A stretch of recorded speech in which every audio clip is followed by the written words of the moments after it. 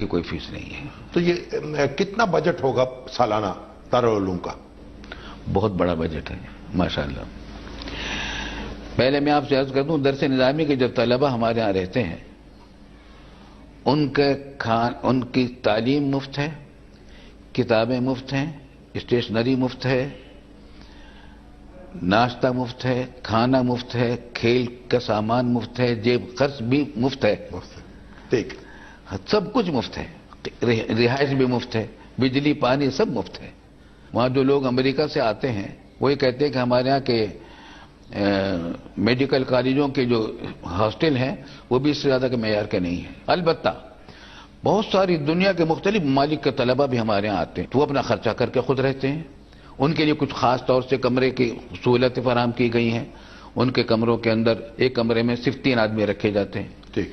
اور attach bath اور attach kitchen بھی ان کا رکھا گیا ہے چھوٹا سا، اپنی مرضی کا وہ کھانا پکائیں. لیکن باقی سب مفت ہے الحمدللہ. بجٹ کا جہاں تک معاملہ ہے، اچھا ہمارے یہاں بہت سارے شعبے خود کفیل ہیں. ٹھیک. وہ اپنا خود کماتے ہیں، خود خرچ کرتے ہیں. مثلا ہیرا فاؤنڈیشن ہے، یہ فیس لیتا ہے، اس پہ خرچہ اپنا خود اٹھاتا ہے. ٹھیک. اسی طریقے سے ہمارے یہاں ایک شعبہ ترقیات ہے.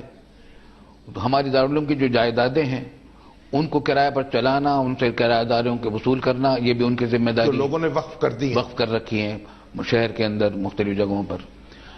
تو اور بلکہ اب کچھ جائیدادیں دارالعلوم کے اندر بھی تعمیر کرا دی ہیں لوگوں نے کہ جو ہم کرایہ پر چلا رہے ہیں دارالعلوم کے کناروں پر سڑک کے ساتھ.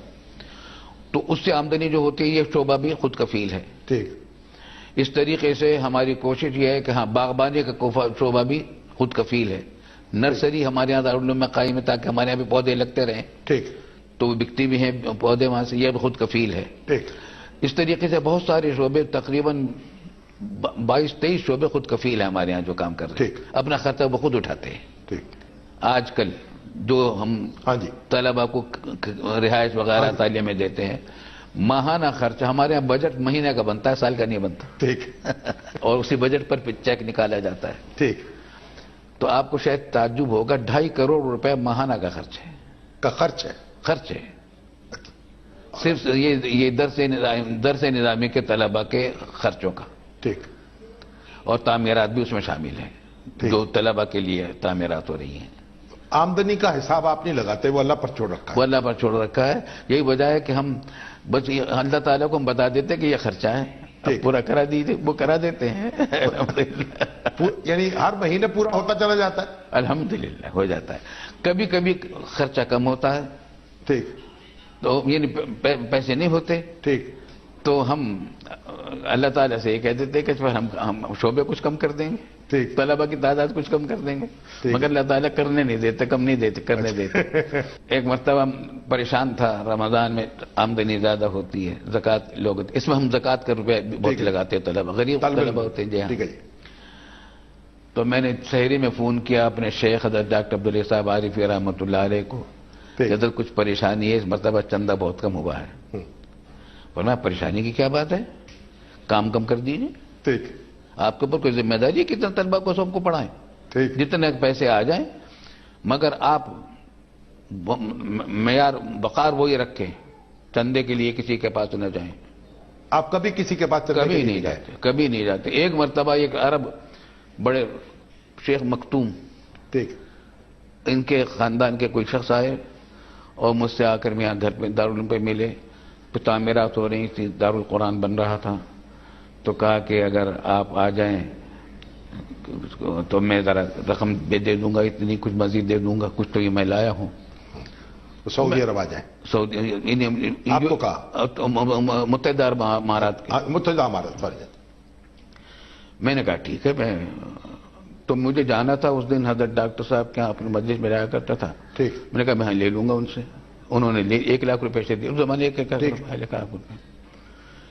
میں نے حضرت ڈاکٹر صاحب کو ذکر کیا، پر میں آپ کیوں گئے تھے وہاں؟ ڈاکٹر عبدالحی صاحب میرے شیخ تھے، جو خلیفہ تھے حضرت حکیم الامت حسانی رحمۃ اللہ، ہمارے والد صاحب کے دوست تھے. ٹھیک.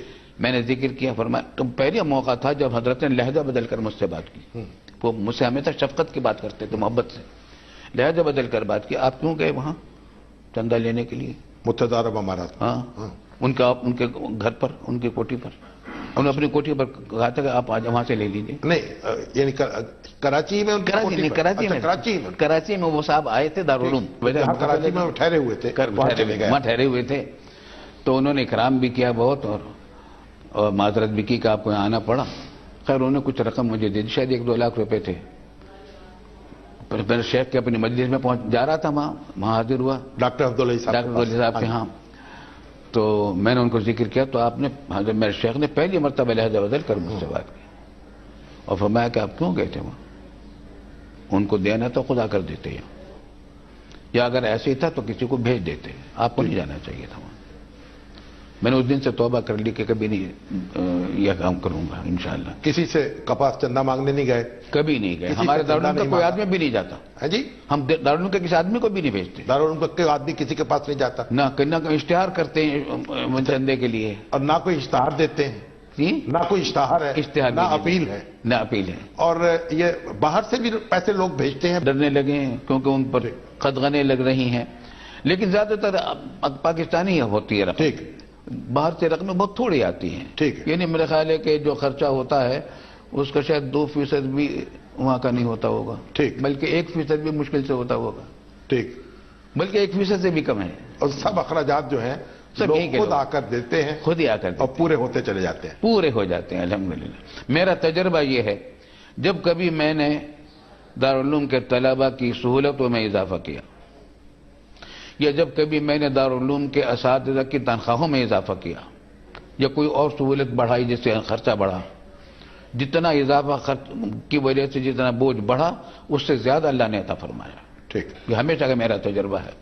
اس واسطے الحمدللہ مجھے فکر نہیں ہوتی جب کبھی آج کل ہمارے یہاں جو تنخواہ گریڈ مقرر ہیں تنخواہوں کے، تو اس پر ہر اس چھوٹے بڑے ہر ملازم کو، حتیٰ کہ چپراسی بھی اگر ہے، 4,000 روپے مہنگائی الاؤنس کا ملتا ہے اس کو. ٹھیک. مہنگائی